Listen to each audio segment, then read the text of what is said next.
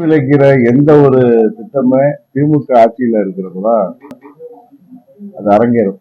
எப்படி 74ல கச்சத்தீவை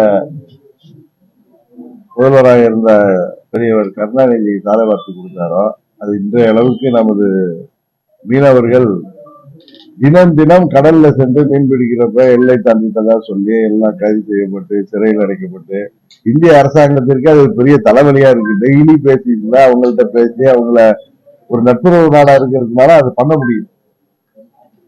அதே போல காவிரி பிரச்சனையிலையும் தெரியும், அந்த ஒப்பந்தம் காலாவதியாக விட்டாரு. இந்த வரைக்கும் இன்னைக்கு டெல்டா பகுதி, காவிரி படுகை மாவட்டங்கள், காவிரி தமிழ்நாட்டுல பல மாவட்டங்களுடைய குடிநீர் பிரச்சனையா இருக்கு. அதுக்கெல்லாம் இன்னைக்கு பிரச்சனையா இன்னைக்கு நாம நீதிமன்றங்களையும் தீர்ப்பாயங்களையும் இன்னைக்கு விவசாயிகள் எல்லாம் போராடி கர்நாடகா கவர்மெண்ட் தண்ணி கொடுக்காம நம்ம இழுத்தடிச்சு அங்க மிதமிஞ்சி மழை பெஞ்சாதான் தண்ணி வருங்கிற அளவுக்கு காரணமும் திமுக ஆட்சி தான். இது போல நீட் தேர்வு வர்றதுக்கு காரணமா இருந்ததும் திமுக காங்கிரஸ் கூட்டணி ஆட்சி தான். இந்த ஹைட்ரோ கார்பன் மீத்தேன் திட்டங்கள்லாம் விவசாயிகளை பாதிச்சுட்டு இப்ப இன்னைக்கு நிறுத்தி வச்சிருக்காங்க. அந்த திட்டங்கள் வர்றதுக்கு அந்த ஃபைல்ல கையெழுத்து போட்டதே முதல்வர் ஸ்டாலின் தான். இன்னைக்கு டங்ஸ்டன் சம்பந்தமாவும் போன ஆண்டு பல இந்த பத்திரிகைகள்ல வந்து செய்திகளே நாங்க குறிப்பிட்டு இருந்தோம். திமுக தான் அந்த டங்ஸ்டன் வர்றதுக்கு பிள்ளையார் சொல்லி போட்டதுங்கிறது வெட்ட வெளிச்சமா இருக்கு. இன்னைக்கு அவங்கதான் கபடம் நாடகம் ஆடுறாங்க. திமுக பத்தி தான் தெரியுமா அவங்களுக்கு? பழனிசாமி அம்மா அவர்கள் மறைவுக்கு பிறகு ஆட்சி பொறுப்புக்கு வந்து இன்னைக்கு கட்சியை தன் வசப்படுத்தி வைத்திருக்கிற பழனிசாமி சுயநலத்தை தவிர வேற எதுவும் தெரியாது, துரோகத்தை தவிர அவருக்கு வேற எதுவும் தெரியாது. தான் பதவியில இருக்கணுங்கிறதுக்காக யாருக்காலையும் பிடிப்பார், யாருக்கும் எந்த துரோகம் செய்யக்கூடியவர். அவரையும் அந்த அவருடைய ஆட்சியை பற்றி பேசுவதை தாண்டி இன்னைக்கு திமுக தான் இன்னைக்கு ஜங்ஷன் வருவதற்கு பிள்ளையார் சொல்லி போட்டவர்கள் அவர் தான் என்பது வெட்ட வெளிச்சமாக எல்லாருக்கும். இதே பழனிசாமி என்ன சொல்வாரு, டிடி தினகரன் ஒண்ணுமே கிடையாது, டிடி தினகரன் பாரு, அது கூட என் பேரை ஃபுல்லா சொல்ல தெரியாது, டிடி தினகரன் கூட 4 பேர் தான் இருக்காங்க என்ன பேசுவாரு. இன்னைக்கு நான் ஒரு கப்பல் வச்சிருக்கேங்கிற அளவுக்கு அமமுகங்கிறது அம்மா மக்கள் முன்னேற்ற கழகம் ஒரு கப்பல்ங்கிற அளவுக்கு ஒத்துக்கிட்டு இருக்காரு. மெல்ல மெல்ல மூழ்கி கொண்டிருப்பது பழனிசாமியோட கப்பல் தான்.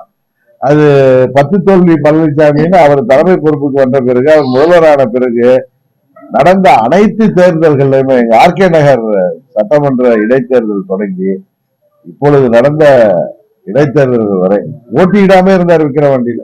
கேட்டா அம்மாவோட எல்லாம் அவரை கம்பேர் பண்ண முடியுமா? அம்மா இருக்கிற கட்சியில அந்த சீட்ல உட்கார்றதுனால அம்மாவுடைய தலைவருடைய தன்னை கம்பேர் பண்ணிட்டு அவரு ஒரு மாதிரி வேற உலகத்துல வாழ்ந்துட்டு இருக்காரு. 26 தேர்தலுக்கு பிறகு அந்த கட்சிக்கு முடிவுரை எழுதி விடுவார், அந்த அபாயம் இருக்குன்னுதான் நான் பலமுறை அங்கு உள்ள நிர்வாகிகளுக்கும் தொண்டர்களுக்கும் சொல்றேன். ஏன்னா ரெட்டையில அவர்கிட்ட இருக்கு, அதிமுகங்கிற கட்சி அவர்கிட்ட இருக்கு அப்படிங்கிறதுனால அவருக்கு காவடி தூக்கிட்டு இருந்தீங்கன்னா கட்சியை அழிஞ்சு போயிடும், உங்களை ஏமாத்திக்காதீங்க, விழித்துக் கொள்ளுங்கன்னு சொல்றோம்.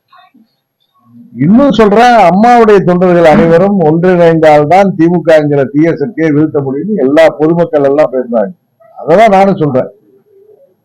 இன்றைக்கு புரட்சி தலைவர் கண்ட வெற்றி சின்னம் இரட்டை இலை. திமுக தேர்தல் வெற்றிகளுக்கு மறைமுகமாக உதவி செய்வதற்காக பழனிசாமி தன்னை காப்பாற்றிக் கொள்வதற்கு வழக்குகளில் இருந்து, ஊழல் வழக்குகளில் இருந்து காப்பாற்றிக் கொள்வதற்காக பயன்படுத்தி வருகிறார் என்பதுதான் உண்மை. அந்த பாவத்தை, அந்த அதுக்கு பிராயச்சித்தம் தேடுங்கன்னு தான் நான் சொல்றேனே தவிர அது பழனிசாமிக்கு ஏறவே ஏறாது. ஏன்னா அது அவர் அழிவை நோக்கி போயிட்டு இருக்காரு, அதுதான் உண்மை. சுயநலத்துக்காக அந்த இயக்கத்தை, புரட்சி தலைவர் என்ற இயக்கத்தை அழிக்க பார்க்கிறார். அது நிச்சயம் இயற்கை தடுத்து விடுங்கிற நம்பிக்கை எனக்கு.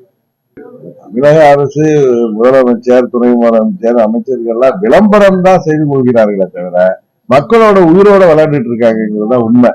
உதாரணத்துக்கு இங்க சாத்தனூர் அணையில நீர்வரத்தை கணக்கிட்டு அது ஒரு 4 நாளை 5 நாளைக்கு முன்னாடியில இருந்து கொஞ்சம் கொஞ்சமா தண்ணீரை திறந்து விட்டு இருந்தாங்கன்னா அவ்வளவு பெரிய பாதிப்பு நம்ம அரசூர், இருவேல்பட்டு, இங்க திருக்கோவிலூர் சைடு, அங்க கடலூர் வரை எல்லாரும் அச்சத்துல உருவாக்கி பல கிராமங்கள் மக்கள்லாம் உண்ண உணவு இல்லாம, உடுக்க உடை இல்லாம, உடைமைகள் எல்லாம் இழந்து அனாதைகள் போன்று நின்னாங்க. அதுக்கு காரணம் அரசாங்கத்துடைய பத்தின போக்கு தான் காரணங்கிறது எல்லாருக்குமே தெரியும்.